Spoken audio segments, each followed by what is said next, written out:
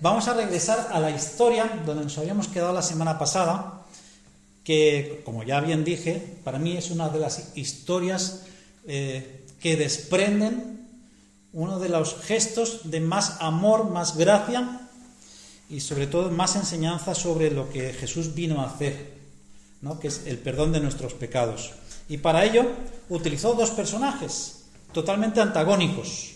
Una mujer pecadora, que nos podemos imaginar qué clases de pecados para que la llamaran así, y un fariseo de élite, de los que estaban en los primeros lugares. Imaginaos qué dos ejemplos.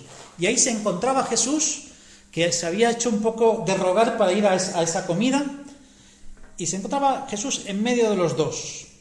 Una mujer vino antes de tiempo, estuvo ahí esperándolo, preparada para mostrar su amor al que ella consideraba el Señor.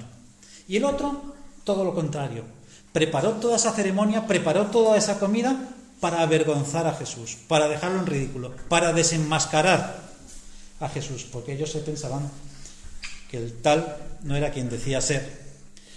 Y ahí nos encontramos. ¿Recordáis el gesto de la mujer que hablábamos la semana pasada, ¿no? Cómo con sus lágrimas, con su pelo, con sus gestos, con sus actos, honró a Jesús de la manera que el fariseo no se atrevió a honrar. Así que vamos a continuar la lectura hasta donde termina. Vamos a acompañarme, si podéis, al capítulo 7 de Lucas de nuevo. Habíamos leído del 36 al 38 y ahora vamos a leer del 38 hasta el final, hasta el 50. Y dice así: cuando vio esto el fariseo que la había convidado, cuando vio lo que la mujer había hecho, dijo para sí: si fuera profeta, conocería quién y qué clase de mujer es la que le toca, que es pecadora. Entonces, respondiendo Jesús, le dijo: Simón, una cosa tengo que decirte. Y él le dijo: di, maestro. Un acreedor tenía 2 deudores. El uno le debía 500 denarios y el otro 50. Y no teniendo ellos con qué pagar, perdonó a ambos. Di, pues, ¿cuál de ellos le amará más? Respondiendo Simón dijo: pienso que aquel a quien más perdonó. Y él le dijo: rectamente has juzgado. Y vuelto la mujer, dijo a Simón: ¿ves esta mujer? Entré en tu casa y no me diste agua para mis pies, mas ésta ha regado mis pies con lágrimas y los ha enjugado con sus cabellos. No me diste beso, mas ésta, desde que entré, no ha cesado de besar mis pies. No ungiste mi cabeza con aceite, mas ésta ha ungido con perfume mis pies. Por lo cual te digo que sus muchos pecados le son perdonados, porque amó mucho, mas aquel a quien se le perdona poco, poco ama. Y a ella le dijo: tus pecados te son perdonados. Y los que estaban juntamente sentados a la mesa comenzaron a decir entre sí: ¿quién es este que también perdona pecados? Pero él le dijo a la mujer: tu fe te ha salvado, ve en paz. Yo me quiero imaginar hasta ese momento el ambiente que se había creado allí. Con el fariseo había un montón de invitados que el propio fariseo había invitado. Eran de elección de él. Él había decidido quién se sentaba a la mesa. Y con las puertas abiertas, ahí había entrado cualquier tipo de gente. Desde alcahuetas, borrachos, chafarderos, alguien que pasaba, algún que otro comerciante de la zona, algún viajante que se había enterado que esas puertas ese día estaban abiertas, y la mujer pecadora. Pero me quiero imaginar la cara de todos los que estaban sentados alrededor de la mesa, cuando vieron la escena de la mujer tirada a los pies de Jesús y honrándole de esa manera. Porque nada más lejos de su imaginación que eso sucediera en ese momento. Ellos pensaban que con esa primera ofensa, ese desprecio inicial a Jesús de no honrarle de ninguna manera, ni ungirle la frente, ni darle un poquito de perfume, ni lavarle los pies, que era gesto común en la época, con eso ya lo tenían lo suficientemente intimidado para empezar a avasallarlo y empezar a atacarlo por todas partes para ridiculizarlo. Le habían preparado una trampa. Pocos esperaban ellos, y mucho menos el fariseo, que se iban a encontrar con esa respuesta. y muchísimo menos esperaban que se iban a encontrar con que el inicio de lo que iba a suceder allí era una mujer de mala fama que se tiró a los pies de Jesús para honrar su nombre. Dice, comienza el 39, dice, cuando vio esto el fariseo, yo me imagino la cara del fariseo debería estar con los ojos detrás de la nuca, ya, dándole vueltas la cabeza. Cuando vio esto el fariseo que le había convidado, fíjate que hace un detalle aquí interesante, dice, cuando vio esto el fariseo que le había convidado, todo el rato Jesús está dirigiendo al fariseo como Simón, le habla por su nombre, no por su cargo. Sin embargo, el que redacta dice algo muy interesante, dice, cuando vio esto el fariseo que le había invitado. ¿Qué quiere decir eso? Que en esa mesa había más fariseos. Por eso destaca que había un fariseo, que es el que le había invitado, y detalla y llama la atención sobre este fariseo, la actitud de este fariseo y la reacción de este fariseo en concreto. Así que no quiero yo saber la cara que tendrían los otros fariseos, que se habían venido un poquito arriba, porque el fariseo de Parné, el fariseo de Postín, los había invitado a su casa, había abierto las puertas de su casa para invitar a este personaje que estaba de moda, que era Jesús de Nazaret. Así que este fariseo, que se llamaba Simón, dijo para sí. Dijo para sí significa que pensaba para adentro, que en su interior, en su mente, se dijo a sí mismo, si fuera profeta, conocería quién y qué clase de mujer. Dos cosas. Conocería quién es, que seguramente era alguien repudiada, y qué cosas hace. La razón por la que es repudiada. O sea, él pensaba que por ser quien decía ser, o quien decía la gente que era, porque él no dijo en ningún momento quién era, que sabría esas cosas. Pero hay algo interesante en la frase, que cuando él dice, si fuera profeta, justo si vamos al original, si leemos hacemos esa lectura del griego original, está hablando, dice, si fuera el profeta. No se está refiriendo a un profeta normal y común, de los que abundaban por Israel. Él sabía que quería desenmascarar a alguien del que se decía que era el profeta que había de venir. El Mesías, conocido también entre los judíos. Dice, si fuera el profeta. Y de hecho, la misma frase de que él mismo se planteara esa pregunta en su interior, si fuera el profeta que había de venir, sabría quién es esta mujer y qué es lo que hace.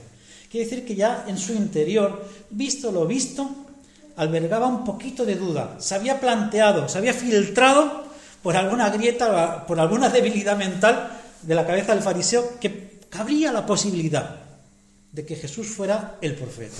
Dice, entonces, respondiendo Jesús le dijo, a mí me llama muchísimo la atención, porque ahí nadie había hecho ninguna pregunta. Dice, entonces, respondiendo Jesús, ¿respondiendo a qué? Nadie había dicho nada. Yo me imagino que el silencio ahí era que se podía cortar con un cuchillo del ambiente tan tenso que se había creado ahí en esa comida. Entonces, respondiendo Jesús, respondiendo a aquel, es tal y cual como si Jesús hubiera escuchado los pensamientos de Simón el fariseo, de la misma manera. Y le dice una cosa bastante contundente, que para los que saben bien gramática tiene que ver con un verbo acusativo, que dice, Simón, una cosa tengo que decirte. Básicamente ese sería el tono en el que Jesús se dirige a Simón. Simón estaba en sus cosas, pensando para adentro, y Jesús le responde como si hubiera escuchado sus pensamientos. Simón, recordad, le vuelve a llamar por su nombre. Una cosa tengo que decirte. Ese tono es contundente. Es como si le dijera, préstame atención, porque no pienso volver a repetirlo. Es la versión del tenemos que hablar. Simón, una cosa tengo que decirte. No es que le fuera a decir una sola cosa. Era una forma de decir, presta mucha atención a lo que te voy a decir, porque había escuchado sus pensamientos. No le preocupó a Jesús que Simón dudara de que él fuera el profeta o el Mesías o quien fuera. Eso no le preocupó. Vamos a ver qué es lo que le preocupó a Jesús. Y la respuesta de Simón ya empieza a darnos un poquito de esperanza o a hacernos vislumbrar un cambio ya en la actitud de Simón, porque Simón le dice, di maestro. di maestro. No se hizo el remolón, no se puso en guardia, no levantó un muro, no empezó a dar excusas. Estaba en su casa. Él podía decir, venga, va, aquí se acabó la conversación. Lo agarró tan fuera de contexto que Jesús le leyera los pensamientos, que en ese sobresalto, en ese me han pillado, a Simón solo le sale esa palabra, di maestro. Esa palabra, tan solo esa palabra demuestra un cambio de actitud ya en Simón el fariseo. Di maestro. Maestro, aquí Lucas, rabí, lo traduce por maestro. Ya hablamos de eso la semana pasada. ¿Os acordáis qué significa rabí? Maestro. Pero es que hay 3 palabras que significan maestro en el griego. Está rab, está rabí y está, ¿os acordáis de María Magdalena? Raboni. ¿Vale? Y las 3 significan lo mismo traducidas al castellano, pero con un sentido y una contundencia muy diferente. Rab era el maestro, el que da clases en una escuela. Ese es el rab. No se estaba refiriendo Simón cuando dijo di maestro con esta palabra. No dice rab en el original griego. No le está diciendo el que enseña simplemente, el que daba clases a los niños. Los ricos tenían unos maestros que también eran conocidos por pedagogos, pero también se les llamaba rab en el mundo hebreo, que eran los que le enseñaban a los niños. No se está refiriendo a ese. Ni tampoco se está refiriendo a Raboni, como le dice María Magdalena, porque Raboni significa mi señor, mi amo. Hay un sentido más profundo en eso. De hecho, podemos encontrar en Marcos 10:51, cuando el ciego, ¿os acordáis del ciego que le dice, ¿qué quieres de mí? Dice, recibir la vista, mi maestro. Ahí sí que dice Raboni, mi maestro, lo reconoce como el Señor, como alguien que es verdaderamente su guía, su amo. Tiene un sentido de esclavitud, de maestro y seguidor. Y lo mismo hace María Magdalena en Juan 20:16, cuando la sorprende, cuando están saliendo que ven la tumba vacía y él se les presenta por detrás, ¿os acordáis? Que le dice, María, y ella se gira, mi maestro. Que la Reina Valera dice, Raboni, y pone un paréntesis que dice que esto quiere decir maestro. Pues ese añadido es alguien que lo puso para explicarlo, pero realmente el significado es mucho más profundo que maestro. Pero aquí el fariseo le está diciendo di maestro, que es rabí, la palabra que está entre medio, que significa mi maestro. Dime, rabí, dime. Le está dando como un grado de autoridad. Lo está reconociendo como uno de tantos rabís que había en la cultura hebrea, como el responsable de la enseñanza de la ley, como uno que dominaba, un doctor en la ley de Jehová, en la Torá. Lo estaba ya reconociendo como algo importante. Habíamos pasado de invitarlo a su casa para ridiculizarlo a en unos pocos minutos conseguir sacar de la boca del Simón el fariseo un di mi maestro. Fijaos cuál es la diferencia. Aquí el Simón ya estaba empezando a reconocer de alguna manera que este personaje que había invitado para ridiculizar era alguien diferente. No era un cualquiera. No era cualquiera de esos charlatanes que iban por Jerusalén o por las aldeas predicando el fin del mundo o cualquier cosa que se predicaba en ese momento. Y Jesús empieza una pequeña historia, quizá la parábola más corta que existe en todo el Nuevo Testamento, que dice así: un acreedor tenía 2 deudores. Hay que decir que la traducción directa lo dice del revés, que es muy interesante, que dice 2 deudores tenían el mismo acreedor, que para mí tiene mucho más sentido, porque ¿a quién se está refiriendo con el acreedor y los deudores? El acreedor es Dios, el prestamista, al que se le debe, y los deudores somos nosotros, toda la humanidad. Por eso dice, 2 deudores tenían un mismo acreedor, o sea, todos nosotros tenemos el mismo acreedor. No le debemos nada a nadie sino a Dios. Fijaos la profundidad de esa frase. Un acreedor tenía 2 deudores. El uno le debía 500 denarios y el otro 50. Pone 2 cosas totalmente opuestas. Uno debía 50 denarios, que más o menos era el sueldo de un mes, y el otro 500, el sueldo de un año y pico, un año y 3 meses o 4 meses, por ahí. Aparentemente el que debía 50 le era mucho más fácil devolver ese dinero. Que bueno, pues este debe poquito, le sería más fácil voy a perdonar al otro que debe mucho, pero no, voy a perdonar también al que debe poco. Y ahora vamos a ver la ironía de todo esto, ¿no? Porque dice, y no teniendo ellos con qué pagar, ni el de 50, ni el que debía 500, es decir, los dos son insolventes completamente. Está diciendo que ninguno puede pagar las deudas a nuestro Señor, al que tenemos todos por acreedor. Los dos son insolventes, o sea, solo la gracia era la salida, solo la gracia o el castigo. Porque ¿qué se hacía con alguien que debía dinero y no pagaba? Solo había un camino. Si el dueño o el acreedor era flexible, misericordioso, iba alargando el tiempo para devolver, pero llegaba un punto que no se podía alargar más. Entonces lo llevaba a las autoridades. Y las autoridades, según la deuda y el motivo por el que se había acumulado esa deuda, era o la muerte o trabajos físicos, es decir, pasar a ser esclavo hasta que cancelara esa deuda. Entonces había alguien que compraba ese esclavo y lo compraba por 2 años, que era el equivalente a la deuda que se debía, y al cabo de los 2 años quedaba libre, y el amo, en lugar de pagarle al esclavo, le pagaba al deudor. Así que hay gente que saldaba las deudas con la gente a quien le debía. Pero no importaba. Realmente lo que Jesús quería detallar ahí, que no importaba la cantidad. El fariseo evidentemente era el que él pensaba que solo debía 50. Y la mala mujer era la que debía 500. Podemos interpretar fácilmente de esta parábola. Pero lo que está queriendo decir es algo que había dicho unos días antes, después del Sermón de Monte. Acordaos en Mateo 5:48. Dice, sed perfectos, como mi Padre Celestial es perfecto.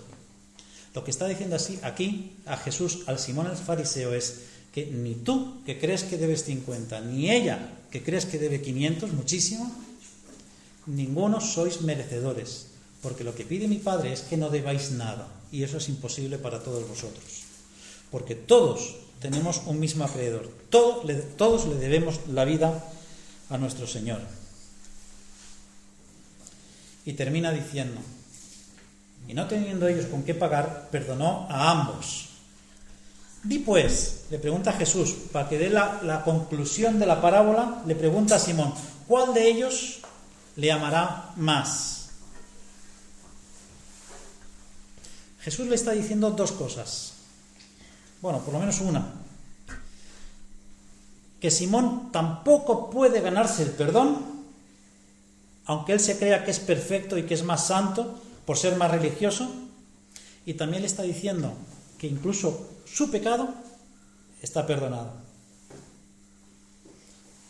Por la conclusión de la parábola. Dice, perdonó a ambos. Di cuál de ellos le amará más.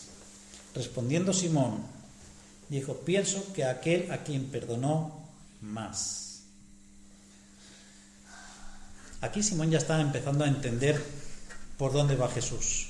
Ya está empezando a entender de qué va la historia. Jesús, después de haberse visto enfrentado a la actitud de la mujer pecadora frente a la actitud del fariseo, tiene el escenario perfecto para poner la comparación. Y hace esta parábola. ¿Quién crees que me amará más? ¿Tú, que te crees un religioso? ¿Tú, que te crees que eres santo? ¿Tú, que te crees que porque vas al templo todos los días, porque cumples todos los ritos religiosos, porque vas delante del altar, porque lo que sea que se hiciera en esa época? ¿O ella, que humillada ha venido a mis pies? La respuesta de Simón es bien clara. Creo que ella te amará más. Ese es el resultado de la parábola. Y el propio Simón da la respuesta correcta. Por eso dice Jesús, rectamente has juzgado. Se has dicho lo correcto. Le hizo decir a Simón, para que saliera de su propia boca, para que nadie pudiera decir que Jesús puso palabras en la boca del fariseo. El propio fariseo confesó con su boca la gran verdad que Jesús estaba queriendo decir con la parábola y lo que había sucedido allí. Rectamente has juzgado. Fijaos que nos encontramos tal como comienza la lectura que hemos empezado, dice, di maestro. Y la respuesta de te amará más a quien más se le ha perdonado. Ya denotan en la actitud de Simón, el fariseo, un cambio. Está empezando a asimilar lo que allí está sucediendo, está empezando a asimilar las enseñanzas del maestro, está empezando a reconocer, aunque no lo quiera todavía, que la mujer hizo lo correcto y él no, porque se estaba viendo confrontado con la actitud de una mujer tremendamente pecadora, con una muy mala fama, con la actitud que él había tenido de desprecio hacia el Señor. Y podríamos dejarlo aquí. Jesús pudo haberlo dejado aquí, haber supuesto, bueno, con esta tremenda lección evidente, aquí lo vamos a dejar. Y de hecho cualquiera de nosotros lo hubiéramos dejado ahí, pero Jesús no. Jesús es alguien que le gustaba crearse problemas. Por eso lo mataron. No lo mataron ni por feo ni por guapo. Lo mataron porque era tremendamente incómodo. Y Jesús continúa. Lo peor está por llegar para el pobre fariseo. Dice, y vuelto a la mujer, es decir, está hablando con el fariseo, le está preguntando de qué va la parábola, entonces se gira hacia la mujer y le dice a Simón, dice, ¿ves esta mujer? Seguramente la mirada de Simón estaba divagando por toda la sala, estaba mirando hacia otro lado, igual tenía su mirada fija en la copa de vino o en la bandeja de pan, no quería ni ver a la mujer, porque se estaba viendo reflejado, confrontado en la vida de esta señora. Y Jesús le dice, ¿ves a esta mujer? De alguna manera está diciendo, Simón, mira a esta mujer. Esa mujer que tú has despreciado, esta mujer de la que estabas pensando mal, mírala un momento. Y yo me imagino que Simón, a regañadientes, o venciendo toda su arrogancia, su orgullo, e incluso venciendo la vergüenza, porque Jesús hasta ese momento la había avergonzado delante de los otros fariseos o de los otros invitados que habían en la sala. Porque ya desde el momento que Jesús le dice una cosa tengo que decirte, y se lo dice delante de todos, ya hay un punto en que el fariseo se puede sentir avergonzado. ¿Quién es este que a mi casa viene a regañarme? Que a mi casa viene a hablarme de esa manera. Fijaos cómo era Jesús. Jesús no era un blandito. Jesús era así, pero no era así con los pecadores, no era así con la gente sencilla, era así con los arrogantes, con los soberbios, con los orgullosos, con los religiosos sobre todo, porque se creían que por ser religiosos merecían más el favor de Dios. Y no solo la vergüenza así delante de sus invitados, sino que le vuelve a decir, Simón, mira a esta mujer, mírala bien. No quiero ni imaginar cómo decolorado estaba Simón en ese momento. Dice, entré a tu casa y no me diste agua para mis pies, que era lo normal. Era lo normal, eso se hacía con cualquier visita, por humilde que fuera. Mas esta, y no lo dice en término peyorativo, refiriéndose a esta, a la mujer que tú no quieres ni mirar, ella ha regado mis pies con lágrimas y los ha enjugado con sus cabellos. No me diste beso, que la frase se podía leer mucho mejor de tú no me diste beso. Se puede leer perfectamente y se puede traducir perfectamente con el tú delante. Tú no me diste beso. Mas esta, desde que entré, recordaos que al principio parecía que la mujer había llegado después. Aquí demuestra que ya estaba allí, esperándolo. Desde que entré, no ha cesado de besar mis pies. Tú no ungiste mi cabeza con aceite, porque se está refiriendo a él, ni al criado, ni a uno de los invitados, ni a uno sirviente. Él, tú no ungiste mi cabeza con aceite, mas esta ha ungido con perfume mis pies. Qué manera de avergonzar al religioso. Por lo cual te digo que sus muchos pecados le son perdonados, porque amó mucho, mas aquel a quien se le perdona poco, poco ama. Pareciera que al leerlo así, la causa de que se le perdonaran los pecados sea que amó mucho. Pero obviamente no está queriendo decir eso, si no la parábola lo hubiera dicho de otra manera. Se podría leer esta frase mucho mejor si dijeran, por lo cual te digo que sus muchos pecados le han sido perdonados. Es evidente porque amó mucho. Ahí se entiende y da más sentido a la parábola. Tiene la misma línea, pasa que a veces pues al traducir pues queda como queda, ¿no? Sus pecados le han sido perdonados y es evidente porque amó mucho. La demostración de amor de la mujer, ese gesto de querer honrar el nombre y la persona de Jesús, era ni más ni menos que la gratitud por sentirse perdonada, que la gratitud por haber podido dejar atrás una mala fama, una mala experiencia. Me imagino que experiencias de violaciones, de abusos, de tenerse que ganar la vida de cualquier manera. Y posiblemente ni ella esperaba terminar así. Seguramente fue abandonada por su marido, o repudiada, y no tenían ningún derecho. No tenían derecho a subsidio, no tenían derecho ni a casarse otra vez. Y la única salida que igual encontró esta mujer fue una mala decisión. Pero aún así, Dios la perdonó. Aún así, Dios la perdonó. Sin ella haber pedido perdón. Sin ella haber pedido perdón. Es como la mujer adúltera. ¿Os acordáis? Que la están lapidando y Jesús le dice: vete, tus pecados han sido perdonados. En ningún momento la mujer pidió perdón. Lo más que diría, me imagino, no me tiréis más piedras. Pero ¿qué es lo que hace que una persona sea perdonada por el Señor? Es la demostración de mucho amor, la demostración de muchas obras, asistir a la iglesia religiosamente, no perderse ni un culto, hacer todo lo que se espera que tiene que hacer un creyente. Ya sabéis que no, es una pregunta retórica. Así que el pecado del fariseo, que era el orgullo, la soberbia o la arrogancia religiosas, superaba en creces al pecado de la mujer pecadora. Esa es la gran lección que le da Jesús a Simón el fariseo. Los compara, los pone en una balanza y sale perdiendo Simón el fariseo. Viendo la enseñanza que Jesús hace en este momento en la casa de Simón, la parábola que acabamos de leer tiene otro significado completamente diferente. Cuando nosotros escuchamos o leemos esa parábola, entendemos rápidamente que quien debe 500 denarios, quien debe mucho, es la mujer, y quien debe poco es el fariseo. Y Jesús le acaba de dar la vuelta. Dice: realmente tú eres el que debes mucho, porque su pecado de orgullo es superior a los pecados que ella tenía. Así que se dirige a la mujer. La mujer debería estar en ese momento perpleja. Yo no sé si seguiría todavía en el suelo, secándose las lágrimas de su cara, buscando dónde sentarse, dónde apoyarse, para no ser pisoteada por los que allí estaban en la sala, que en ese momento ya se estarían agolpando entre esa conversación, en esa batalla de gallos que había entre Jesús y el fariseo, que unos estaban diciendo al otro.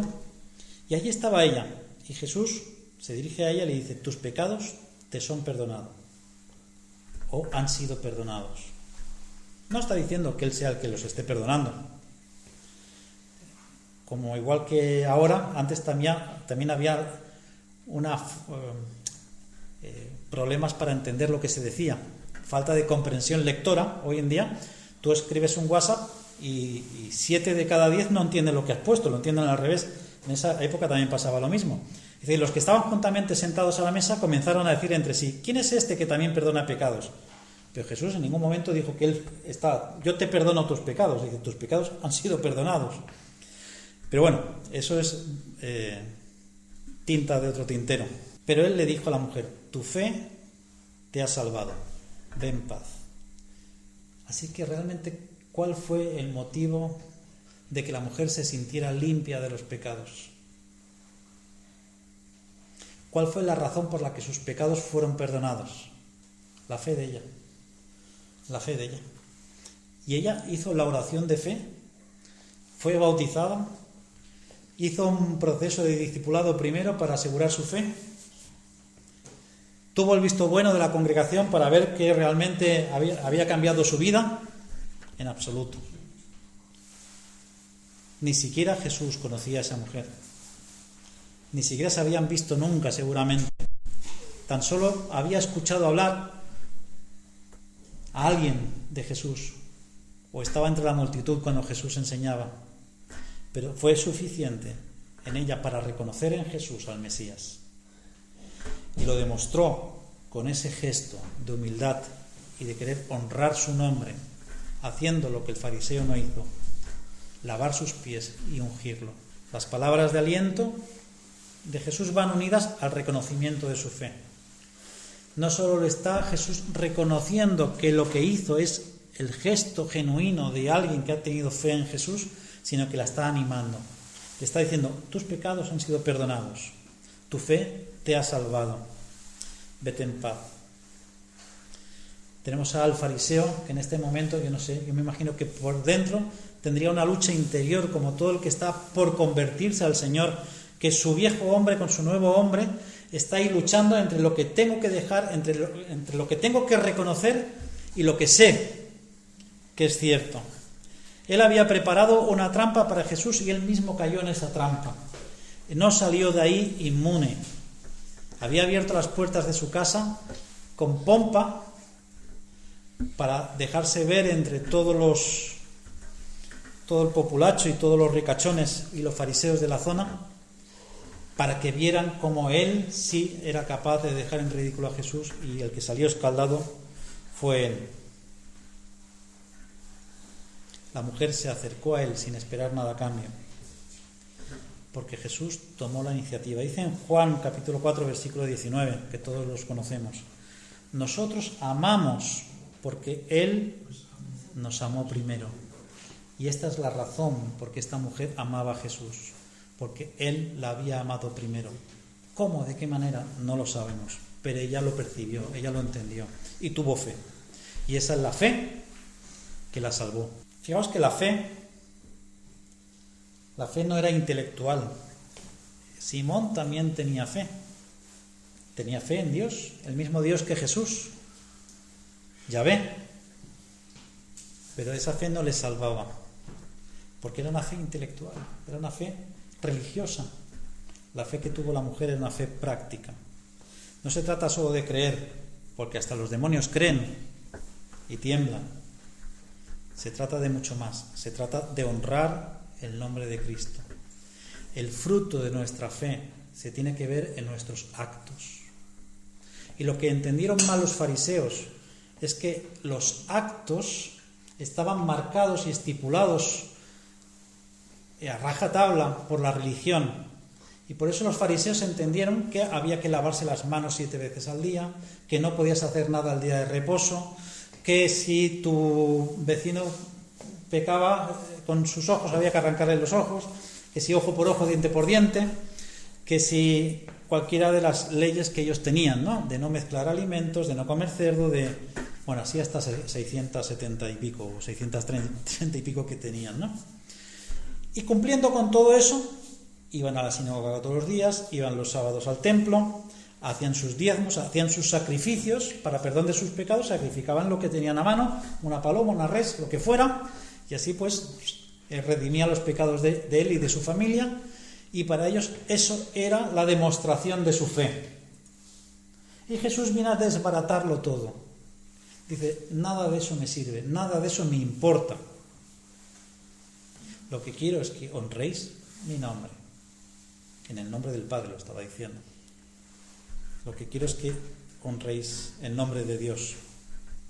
Y la única forma de honrar el nombre de Dios es que actuemos como Dios se merece. No importa que vengamos todos los días al culto. No importa que demos más del diezmo, el 20 o el 30, no importa. Si lo queréis dar, bienvenido, ¿no? Pero no importa. No importa que nos sepamos la Biblia de memoria. No importa que nos tiremos y hagamos cultos de 6 horas. No importa que vayamos a congresos de avivamiento. Eso no le impresiona a Dios.